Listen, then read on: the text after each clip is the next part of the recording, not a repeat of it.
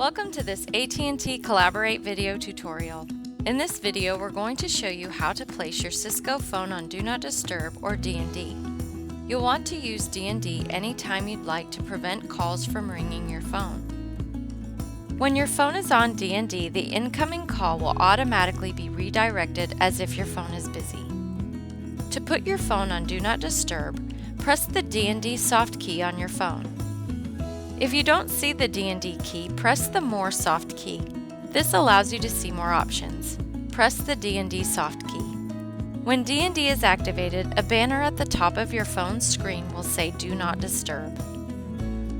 To take your phone off of Do Not Disturb, press the Clear D&D soft key.